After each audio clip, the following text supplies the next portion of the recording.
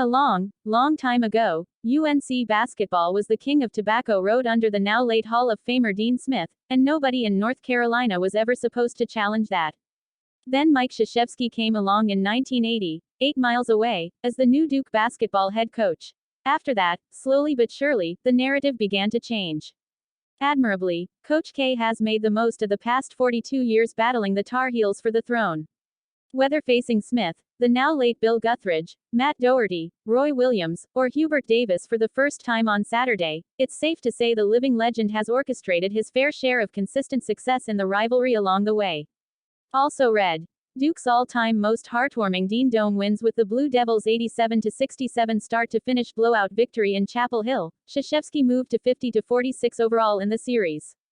In doing so, he clinched his winning record against the Tar Heels, regardless of the outcome of the 1-3 remaining meetings this season before his pre-announced passing of the Duke basketball torch to protege Jon Scheyer.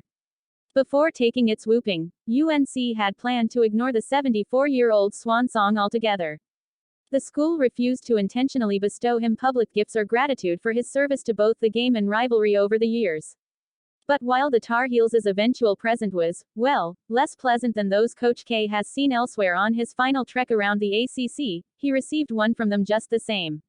Loud and clear. A backward show of respect toward the Duke basketball treasure.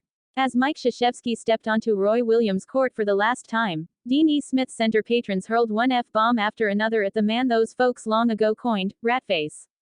And that barrage of bitter potty-mouthing alone proved once and for all that K is forever king. It was, however, a shock to some.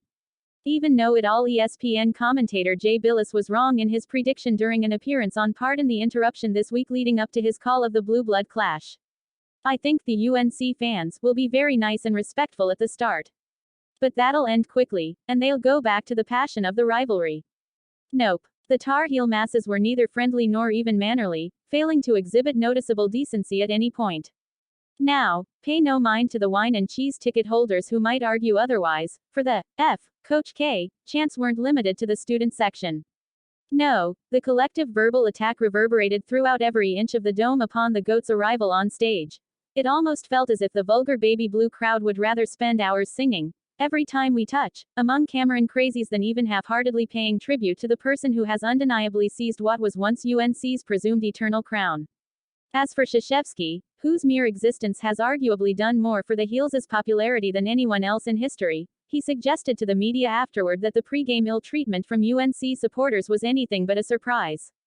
"I'm used to that. Somebody just told me this was my 96th game versus UNC, 42 have been here in Chapel Hill, not always at the Smith Center. I'm accustomed to that. I expect that. I got what I expected, and I'm always ready for it." Besides the gift in itself final score, what King K got from the boorish Heels was a boatload of expletives that, the brotherhood he leaves behind shouldn't soon forget.